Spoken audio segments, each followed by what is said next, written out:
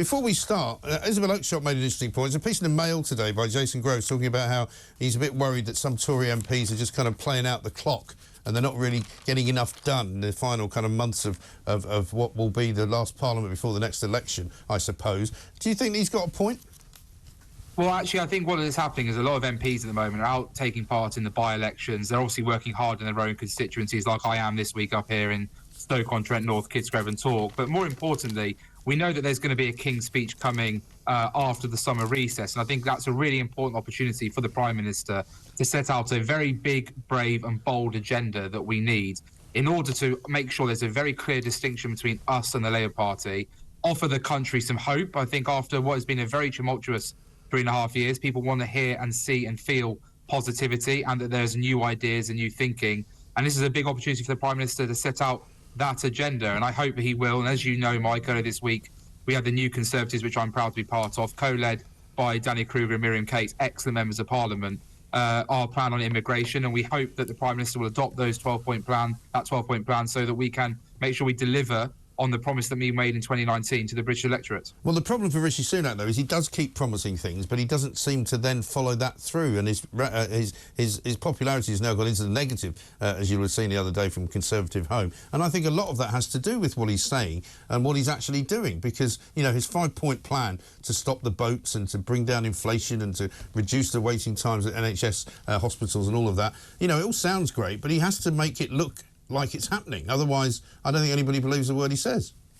Oh, look, I totally agree with you, Mike. If we don't deliver on those 5 promises made by the Prime Minister at the start of this year, and obviously he said to judge him by the end of 2023, where we got to with those 5 pledges, then I think the Conservative Party will be on the receiving end of a good kicking at the next general election, which I hope obviously won't happen, because actually I think that a Labour Party that has been very obscure, very fluffy. I mean, Sir Keir Starmer today is talking about education. He'll talk of things like we need to improve critical thinking in young people, without actually saying that you need to have a deep knowledge of a subject to be able to then critically analyse anything.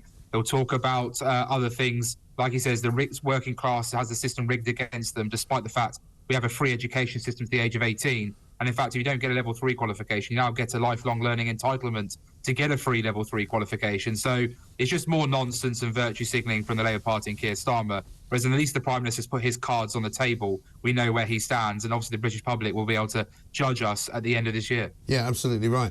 And what about the House of Lords? Because they're back in the news today after some shenanigans there last night, led by Archbishop Welby, as we like to call him here at TalkTV.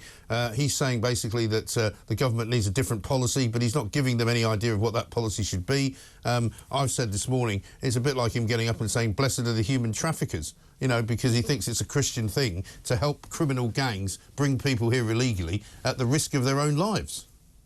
Well, it's just a shame that the Archbishop, when he was working at Liverpool Cathedral, as reported in the Daily Mail back in 2011, didn't think it was the Christian thing to stand up against pedo priests who had obviously sexually abused one of the congregation. And actually, when that complaint was made to Archbishop Welby, he ended up banning the victim of this horrific crime from the cathedral for allegedly being abusive. Obviously, this individual needed support and love from a Christian community and was failed by the Archbishop. And I know that there's been calls for an investigation into his failure, and I certainly support those calls. And I think the Archbishop needs to actually get out of the House of Lords, maybe actually go and spend some time preaching from the pulpit about God rather than politics. Yeah. And actually understand that the YouGov poll that you reported on yesterday shows 61% of all UK adults think immigration's too high. 40% of Labour voters think immigration's too high. 44% of Remain voters, Mike, who were supporters of free movement, think immigration's too high. So I don't know what the Archbishop is not quite getting, to be honest with you. Yeah, well, he's obviously not quite getting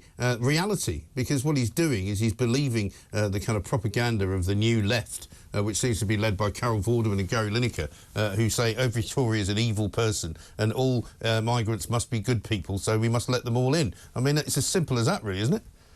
Well, exactly. I think sadly the celebrity class that we're seeing, and we know that Keir Starmer's been hiring celebrities or trying to obviously push Labour values as he sees it, actually just leads to a torrent of online abuse. And, you know, God forbid a Conservative MP calls out one of these people who uses such profanity that you couldn't even probably say it beyond the 9 p.m. Curfew, as it were, in order to repeat the words. I've certainly been on the receiving end of it and seen it acted out against my own family, sadly, with horrible things written on my car when my partner's been out with my children.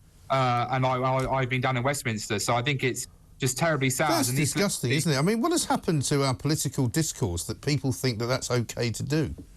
Well, exactly, Mike. Look, I'm known for being probably one of the most robust MPs, and and I'll absolutely call the Labour Party out on their hypocrisy. But I've never actually deemed any harm or violence against them. In fact, I think it's great to have debate. That's what politics is about. We're meant to get into a bit of tussle every now and again over the policy and the politics. But actually, I get on with Labour members of Parliament as well as actually Scottish National members of Parliament as well. And actually, it's just sad to see that these celebrity activists who are just so desperate for likes on Twitter will, say perverse things, will say abusive things without actually any real understanding of what the issues are, how to solve them. And they are really whipping up a very poisonous kind of atmosphere. And for all of the "Be Kind" hashtags that they put on their social media profiles, they're pretty ghastly individuals. Well, Mike, what amazes me is that, of course, when some of these very abusive people online talk about their mental health struggles, they expect everyone on Twitter to rally around them. Yeah. Yet they're happy to pour violent abuse upon people like myself, who have been very open about the fact that I have my own, had my own mental health difficulties and took, made 2 attempts on my life when I was a teenager. Still to this day, obviously, work hard to look after and protect my own mental health as well. And actually running a campaign called No Time to Wait with my friend James Starkey to try and get mental health nurses in GP surgery. So rather than them pouring poison on Twitter, why don't they actually get behind campaigns like mine, which would improve the access and speed up the support for people who need help, rather than virtue signalling for fake likes on Twitter. Absolutely right. And also, by the way, you do happen to have been elected in a democratic process, unlike any of these characters who, if they did stand for election, would probably go down to about 8th place and lose their deposit. Well, yes, exactly. I suspect that even some of the more interesting people, like Elmo, who has run before in elections, would do better than some of these celebrity types. And I just think it's just a shame that they haven't quite understood that, their platform is actually, yes, one to create debate and discussion, absolutely entitled to do that. But why not try and perpetuate the virtues that they wish to see in politics by acting in the way that they should be behaving as well? They should set the tone and the example. I think it's just terribly sad. But sadly, as you say, the Archbishop of Canterbury and other members of the House of Lords have fallen into this trap of thinking that Twitter represents all the views of the United Kingdom, and that if you're liked on Twitter, you won't get cancelled in society, and that you'll have lots of people telling you how great you are. And, they fall for its hook, line and sinker. So, this is ultimately, I think, what we've got to challenge. Yeah, it's interesting, isn't it? The other big story I wanted to ask you about this week, it looks like Just Stop Oil have just turned up, by the way, at the Labour Party conference. I thought they had the same policies, but that's another story.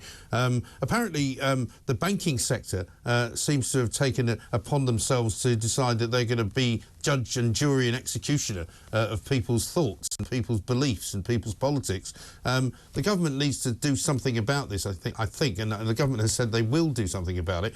But are they going to do something about it?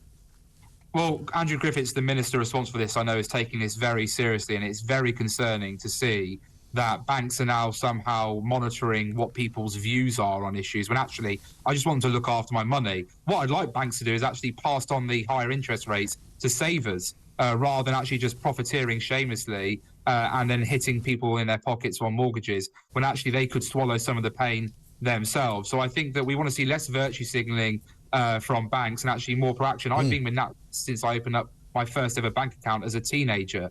I'm pleased to say that I've had a good service, but I tell you what, if they don't like what I've got to say, that's not their business. Their job is to look after my money, to make sure that I can therefore pay my bills, support my children in what I need to do. And I think it'd be good for politicians from all across the political divide to unite behind this, because it is something we should be deeply concerned about. Yes, absolutely. Jonathan, great to talk to you. Thanks very much indeed.